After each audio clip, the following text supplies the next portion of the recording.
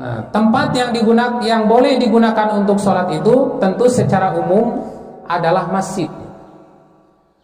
Nah, masjid ini maknanya bukan hanya bangunan ini, Pak, bukan hanya bangunan khusus. Masjid itu isi makan, ismul makan, jamaknya masajid yang artinya tempat bersujud.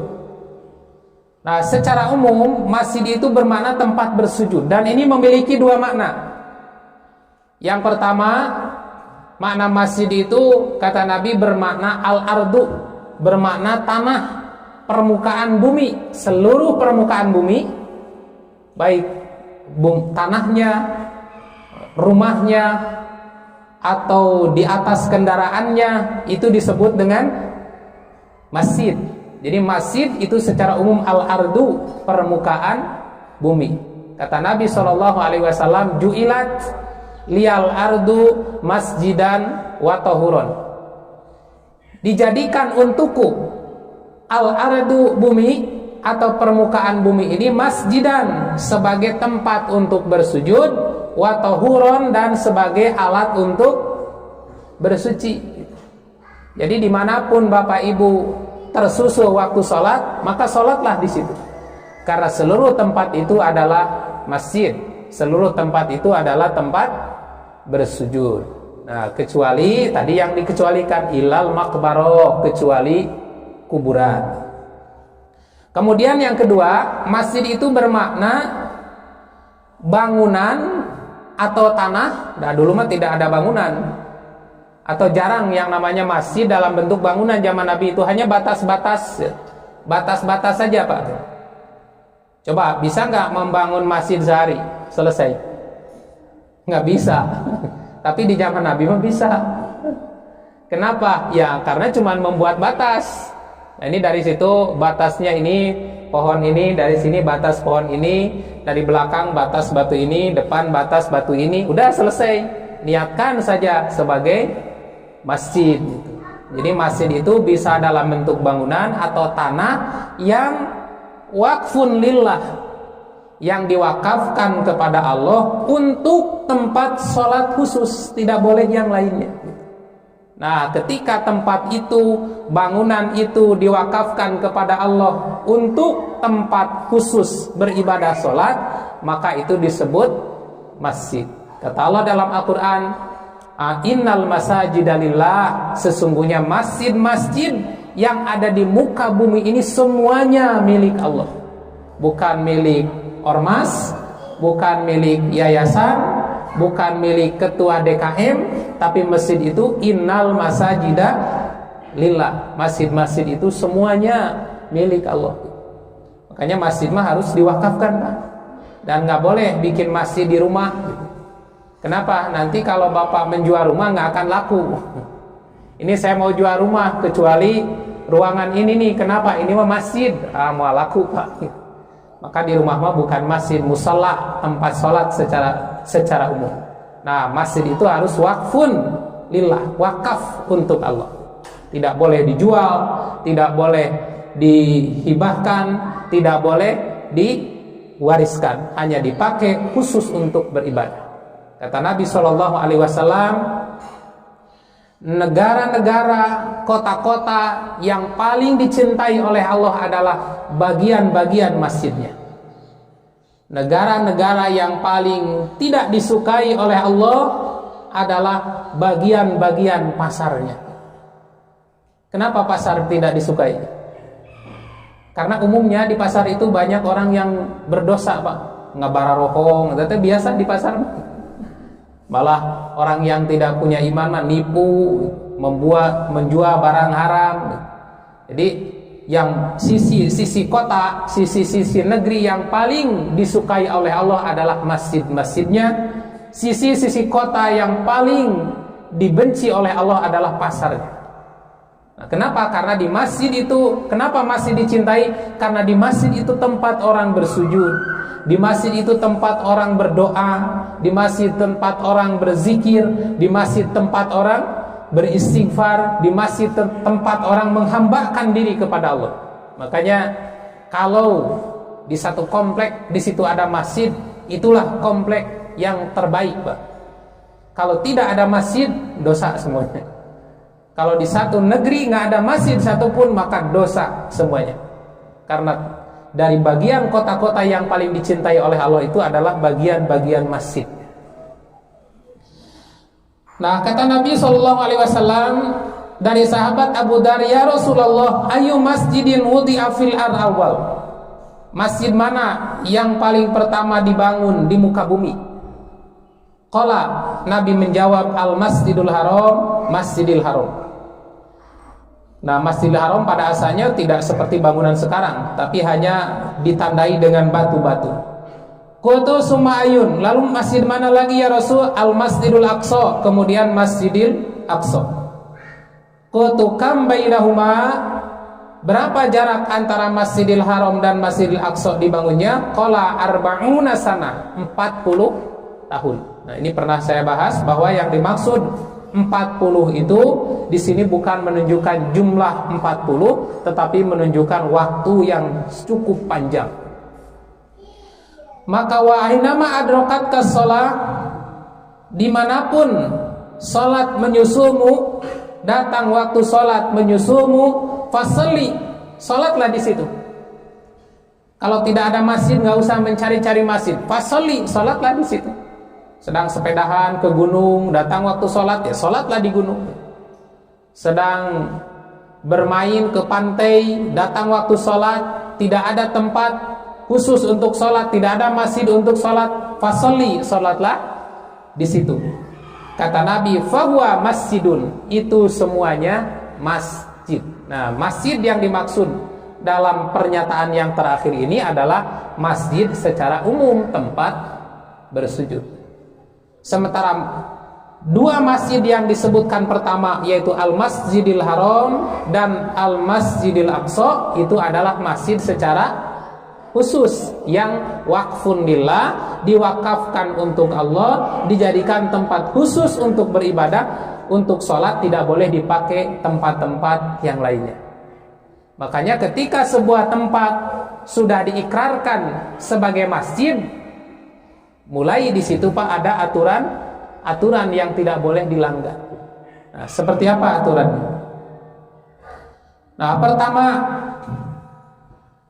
apabila tempat itu sudah diakadkan, disepakati bahwa tempat itu adalah tempat khusus untuk sholat yang diwakafkan kepada Allah, maka orang yang junub tidak boleh berada di masjid.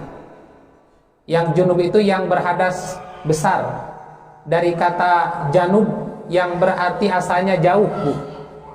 Jadi orang yang junub itu harus menjauh dari masjid, menjauh dari sholat gitu. Maka disebut hadas junub. Ini berdasar firman Allah di surat An-Nisa ayat 43, ya ayyuhallazina amanu,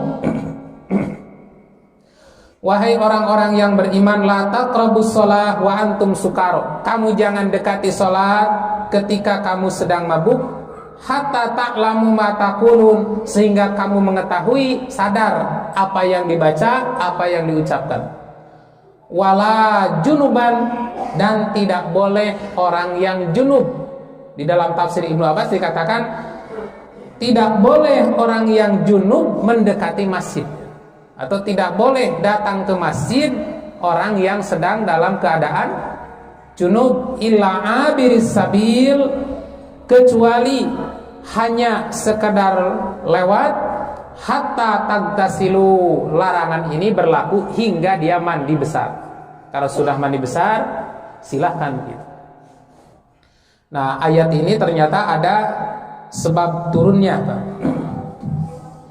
Di dalam hadis yang diriwayatkan oleh Imam Abu Dawud, itu dikatakan bahwa Rasulullah Shallallahu Alaihi Wasallam datang ke masjid, kemudian ternyata pintu-pintu rumah para sahabat itu, waktu itu ada beberapa rumah para sahabat yang pintunya melalui akses masjid, Pak. Jadi kalau mau masuk rumah, masuk masjid, baru masuk ke rumah. Keluar rumah, masuk masjid dulu, baru keluar masjid. Seperti kamar masjid ini nih. Jadi rumah-rumah sahabat itu menghadap ke masjid, karena sahabatnya senang rumahnya dekat dengan masjid. Tapi orang-orang sekarang mah banyak yang alergi, nggak mau rumah dekat masjid. Alasannya apa? Ganeng. Ganeng ku adan. Kita mah alhamdulillah dibangunkan, ini mah ganeng. Nah, sahabat dulu seperti itu, bangun rumah-rumahnya pintunya menghadap aksesnya ke masjid. Kemudian Nabi mengatakan, wajihu hadhil buyut anil masjid. Palingkan pintu-pintu rumah kamu dari masjid, jangan menghadap ke arah masjid. Karena rumah ya pintunya menghadap ke masjid atau menggunakan masjid tempat lalu lintas masuk dan keluar rumah ini banyak madorotnya. Summa dakhala Nabi, kemudian Nabi masuk, walam yasna'il qaumu syai'an, dan kaum sahabat tidak melakukan apa-apa, tidak didengar. Jadi arahan Nabi itu waktu itu tidak didengar oleh para sahabat. Kenapa Nabi melarang pintu rumah menghadap ke masjid? Memang kenapa? Justru bagus, bisa lebih mudah datang ke masjid. Para sahabat tidak mengubris. Walam yasna qaumu syai'an raja'a an tanzila fihim rukhsah, dengan harapan mudah-mudahan ada rukhsah, dibolehkan oleh Nabi.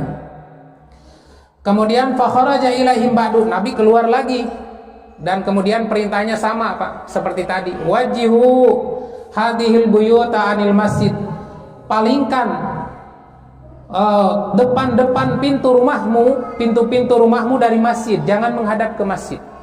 Dan di sini Nabi memberikan penegasan, fa inni la uhillal masjida lihaidin wala junubin. Karena sesungguhnya aku tidak menghalalkan masjid.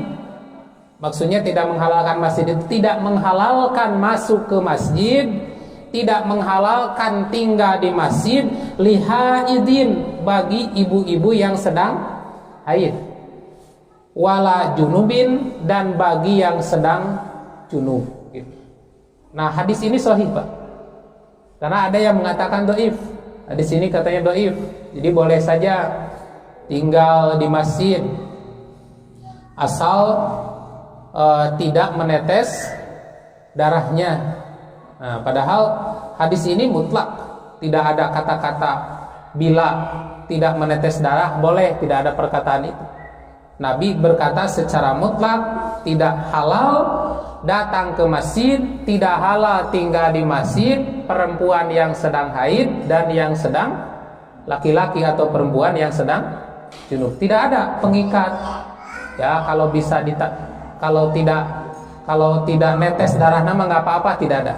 Jadi tidak ada pilihan, baik safety book mau apalagi tidak, ini larangan secara mutlak yang disampaikan oleh Nabi Shallallahu Alaihi Wasallam. Yang kedua, kalau tempat itu sudah diakadkan, diwakafkan kepada Allah untuk masjid, maka kata Nabi, di tempat itu tidak boleh mengumumkan kehilangan barang. Leungit artos umumkeun di masjid, leungit sepeda umumkeun di masjid, leungit sepatu umumkeun di masjid. Nggak boleh Pak. Masjid itu bukan tempat mengumumkan barang hilang. Bahkan Nabi mengatakan, man sami'a rajulan, barang siapa yang mendengar seseorang yang sudah dhalah, mengumumkan barang yang hilang fil masjid, di masjid, falyaqul, maka doakan, la raddahallahu alaiki, mudah-mudahan Allah tidak mengembalikan lagi padamu. Fa innal masajida la tubna lihadza, karena sesungguhnya masjid itu tidak dibangun untuk keperluan itu. Jadi pemiurang leungit handphone di masjid teangan tong Pak. Pilarian. Tapi ulah diumumkan. Jadi yang dimaksud dengan larangan ini mengumumkan dengan keras. Mengumumkan dengan keras, berteriak-teriak, pakai pengeras suara sampai mengganggu orang yang sedang sholat. Tapi kalau kita hilang barang di masjid, ya cari. Umumkan, tapi jangan di masjid, jangan mengganggu orang. Nah, biasanya di beberapa masjid ditulis di mading, sudah ditemukan barang ini, silakan hubungi DKM.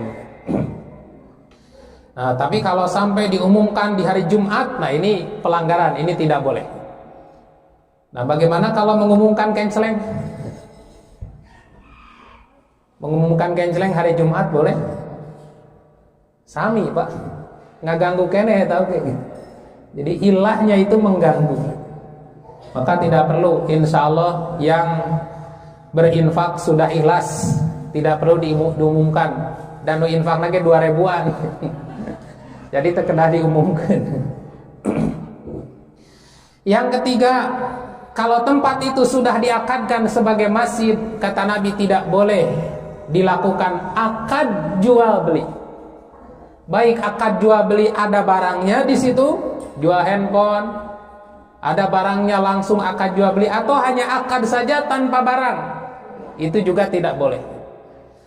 Di dalam hadis riwayat Imam An-Nasai dan At-Tirmidzi, juga di dalam riwayat Imam Ibnu Hibban, kata Nabi, idza ra'aitum man yabi'u aw yubta'u fil masjid faqulu. Kalau kamu melihat ada orang yang berjual beli di masjid, ucapkan la arbahallahu tijaratak. Mudah-mudahan Allah tidak memberikan keuntungan dalam perdagangan. Kemudian di hadis yang kedua, Nabi mengatakan, idza ra'aitumur rajula yabi'u wa yashtari. Apabila kamu melihat ada orang yang menjual atau membeli suatu barang fil masjid, di masjid, ucapkanlah la arbahallahu tijaratak. Mudah-mudahan Allah tidak memberikan keuntungan dalam perdaganganmu. Justru masuk masjid sudah harus meninggalkan urusan-urusan dunia, fokus untuk taqarrub, beribadah kepada Allah. Karena masjid itu tidak dibangun untuk melakukan perkara-perkara transaksi jual beli. Kemudian yang keempat, bila tempat itu sudah diakadkan sebagai tempat sholat khusus, yaitu masjid, tidak boleh membawa bau-bauan ke masjid. Di dalam hadis riwayat Imam Muslim, ini memang yang disebut itu akala saum wal basal, memakan bawang. Kata Jabir bin Abdullah, Rasulullah bersabda, man akala min hadhil baklatis sum, siapa yang makan bawang merah atau memakan bawang putih serta bawang daun, jadi perbawangan. Karena memang masakan Arab senang berbau bawang, Pak. Bawang merah, bawang putih, bawang daun. Kata Nabi, siapa yang memakan bawang ini, bawang merah, bawang putih, bawang daun, fala yaqrabanna masjidana, maka janganlah sekali-kali mendekati masjid kami. Fa innal malaikata tata'adda mimma yata'adda minhu banu Adam. Karena malaikat itu akan merasa terganggu dengan sesuatu yang terganggu manusia. Manusia terganggu dengan baunya, maka malaikat juga terganggu. Nah, mantuknya di sini apa? Tekstualnya bawang, bawang putih, bawang merah, bawang daun. Kumaha pami jengkol? Nah, eta mimbabi komo jengkol. Lebih menyengat dari bawang. Kumaha pami ngarokok, Pak? Nah, hari rokok sengit atau bau?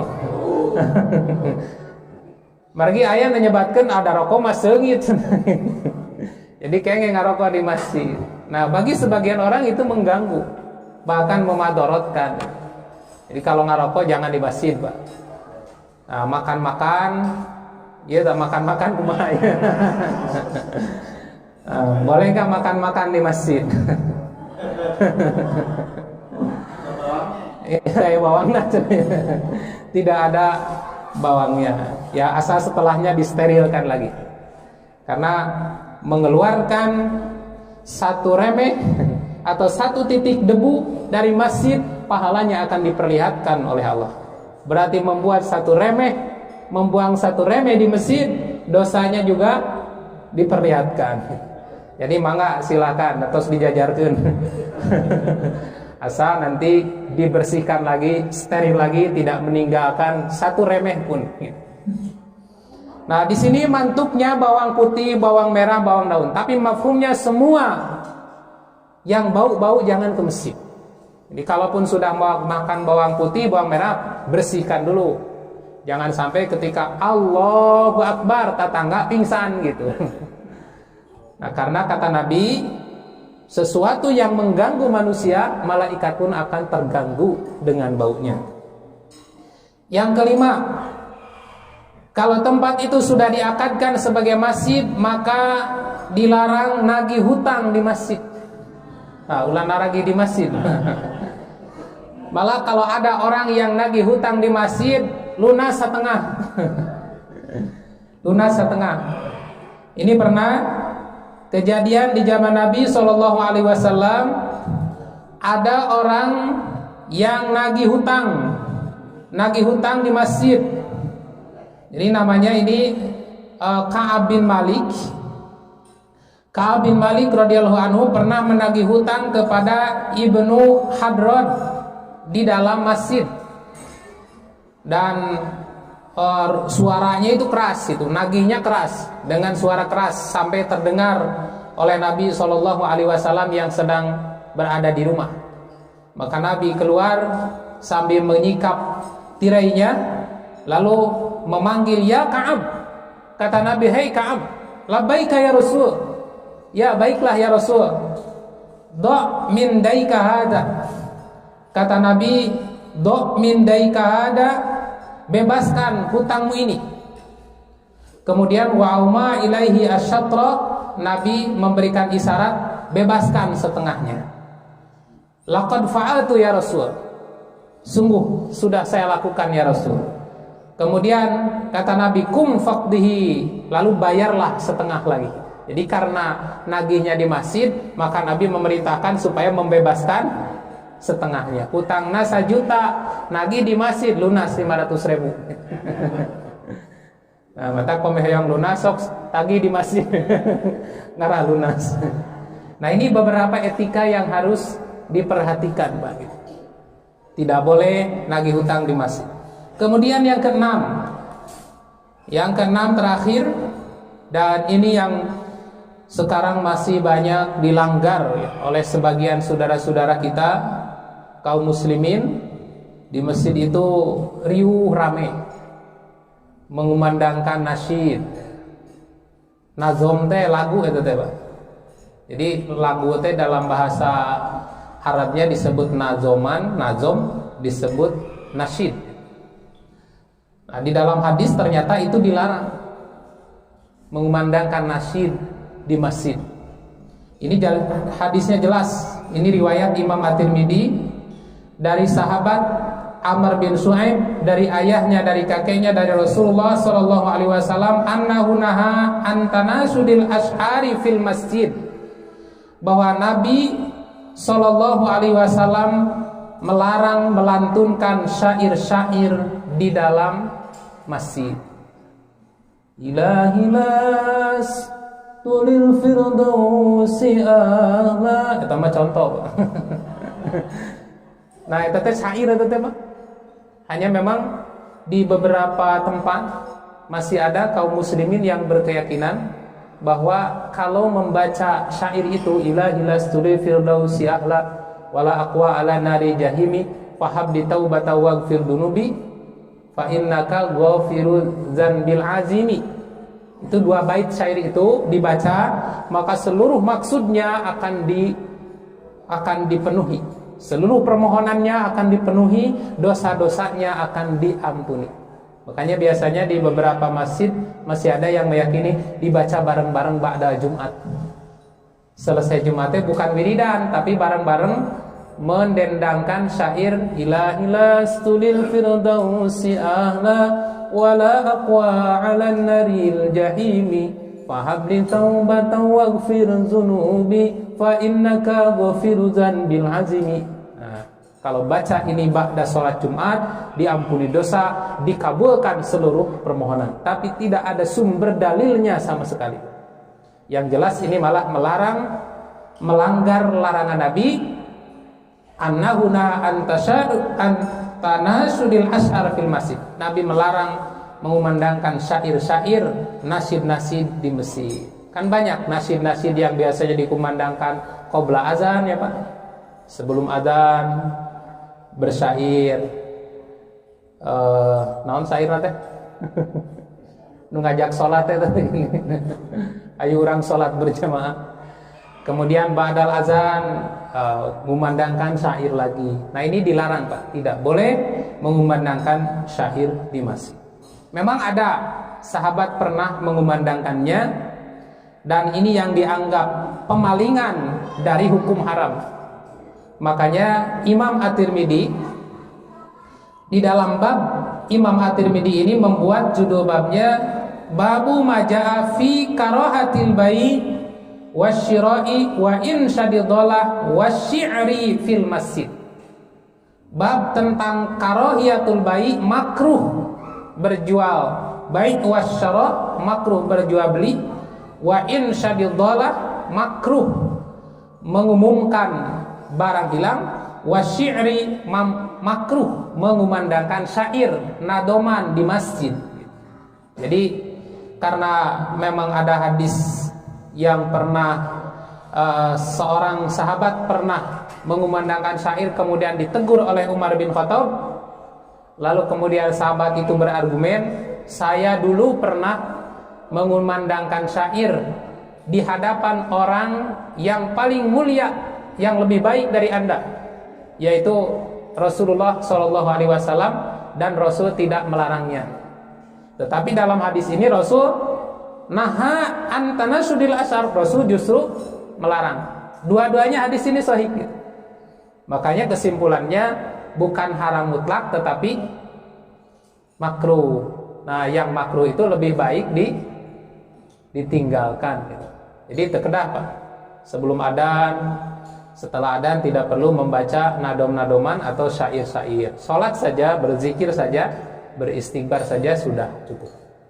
Nah, itu beberapa hal yang perlu kita ketahui terkait dengan tempat sujud atau tempat ibadah secara khusus, yaitu masjid. Nah, insya Allah nanti masuk pembahasan berikutnya. Kalau di urutan bab ini tentang azan, tapi sudah didahulukan pembahasannya. Jadi nanti kita masuk ke pembahasan sholat. Nah, sementara itu yang dapat disampaikan.